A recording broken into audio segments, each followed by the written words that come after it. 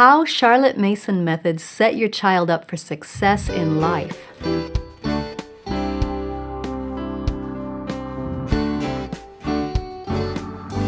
Welcome to the Simply Charlotte Mason podcast. I'm Sonia Schaefer.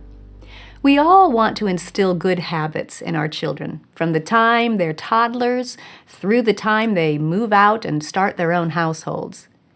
We often think of habit training as something we do on the side. We work on kindness alongside all of the regular activities of the day. Or we work on orderliness as a constant requirement all day, every day.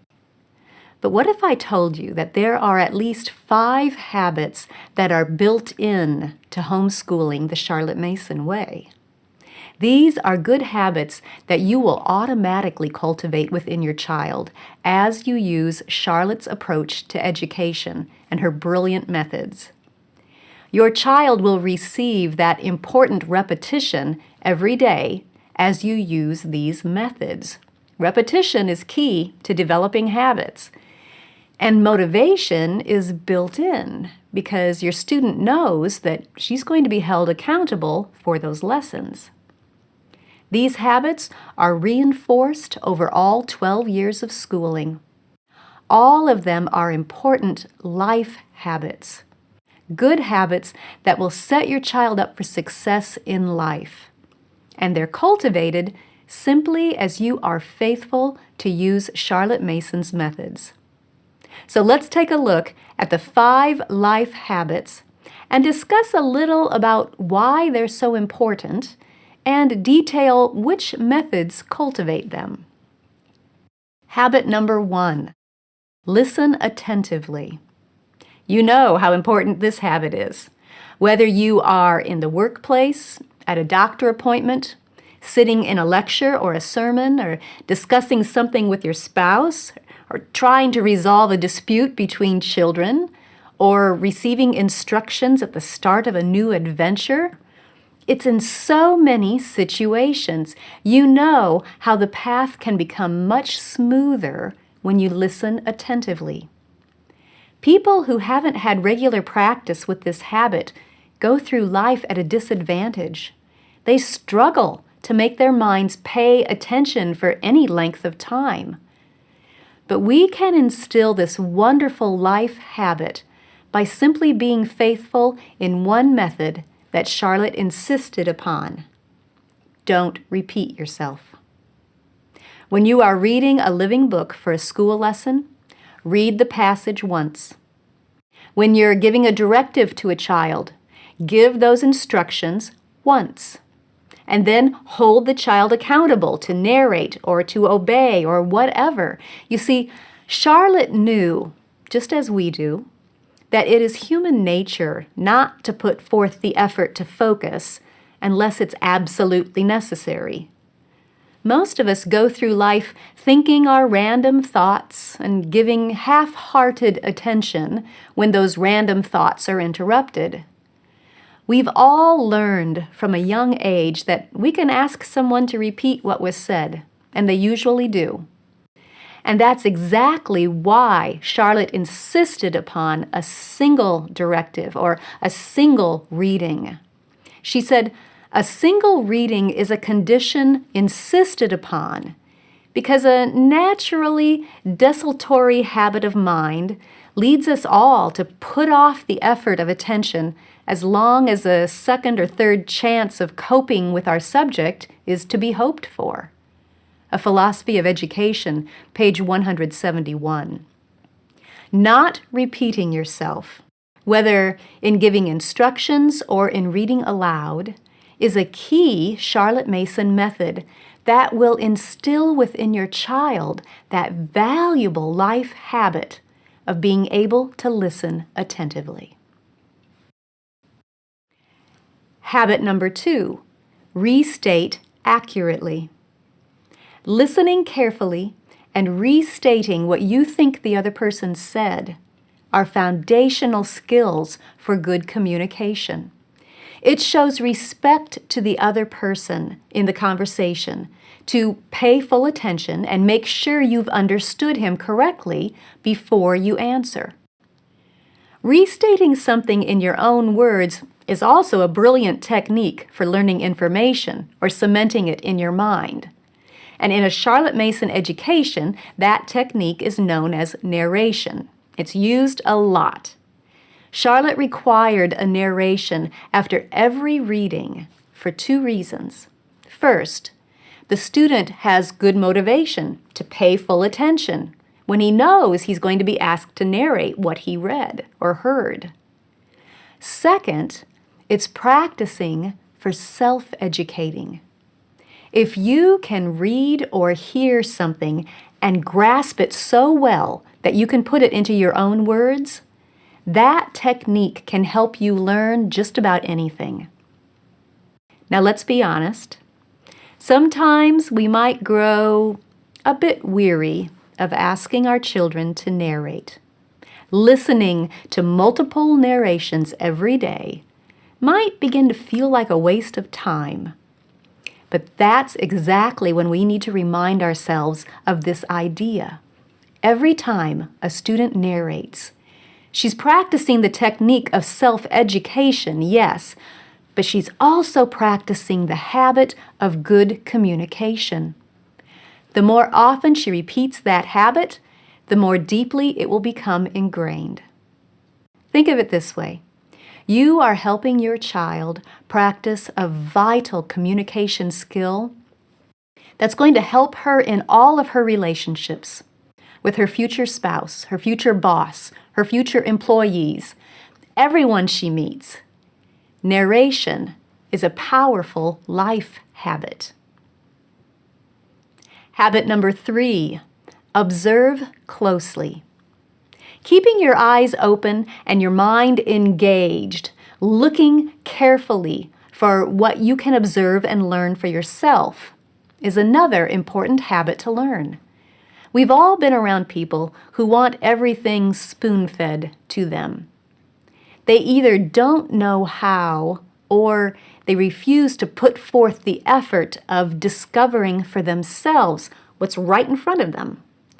There is so much that we can learn for ourselves if we have this habit of looking closely and carefully at what is all around us. Focused observation also has practical benefits. Think about driving. When we moved from the Midwest down to Georgia, the roads down here made no sense to me. I was used to driving on a square grid. I grew up where every grid was a square mile. Each side of the square on that grid was 1 mile. So if you needed to reroute, you could calculate how far you would need to go out of your way, and you could picture the turns that you would need to make to get back where you wanted to go. It was a grid pattern. Easy. Georgia is not laid out on a grid pattern. It has curvy roads and random patterns. And just to add to the fun, somebody thought it would be a good idea to change the street names every so often. So you might turn onto Lester Road up on the corner, but then as you drive along, its name changes to Pleasant Hill Road, and then to State Bridge Road.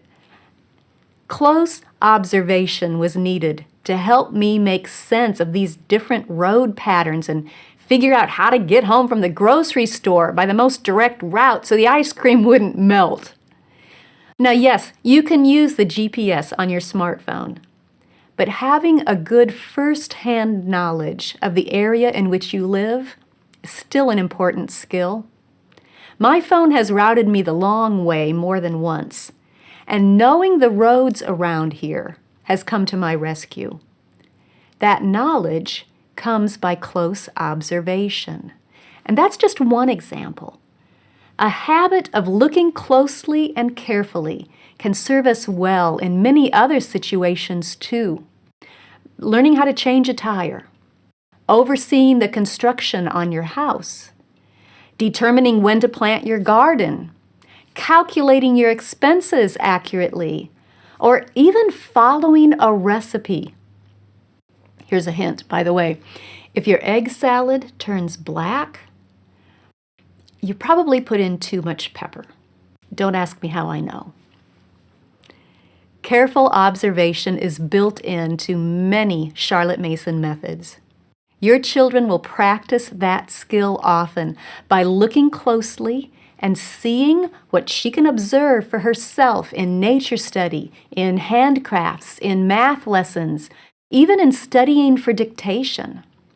And the more often she practices it, the more it will become a habit that can help her for the rest of her life. Habit number 4, focus on what is good, noble, and beautiful. You move toward what you focus on.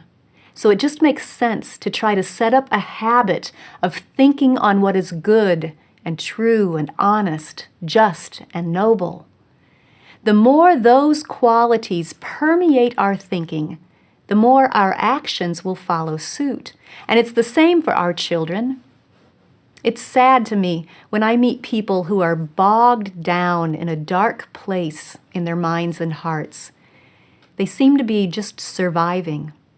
They're constantly thinking fearful thoughts, worrying thoughts, mulling over all the evil in this world and in their imaginations. That's not the life any of us want for our children. We want our children to embrace the gift of life, to thank God for that gift, to focus on what is beautiful around them, to turn away from evil and do good, to walk justly, to love mercy. If that's our goal, then cultivating a habit of feeding their minds on what is noble and beautiful just makes sense. And once again, Charlotte Mason's wonderful methods come to the rescue. They support that goal. If we follow Charlotte's standards in selecting books and art and music and poetry, our children will grow up with a steady diet of good, just, and noble food for their minds and hearts. Their tastes will be cultivated for what is excellent in quality, and that habit will be established that will serve them well in later life. Habit number 5, do your best, the first time and every time. You can probably recall a time, maybe recently, when someone you were counting on to do a job for you gave less than his best. Or maybe the person did just the minimum and then waited to see if you would notice. Sometimes it can be like pulling teeth to get someone to put forth the effort to do his best. But on the flip side, you probably know some adults who give every task their best effort. Those are the people you hold in high esteem. They get noticed. They can be entrusted with important work. If your child has the habit of giving her best, she's set up for success in life. It doesn't matter what work she pursues. Doing her best the first time and every time will benefit her and all of those around her. And you know that doing your best is built into Charlotte's methods. She called it perfect execution. Quality over quantity. We encourage that habit whenever we expect one perfect letter in handwriting. Then the lesson can be done.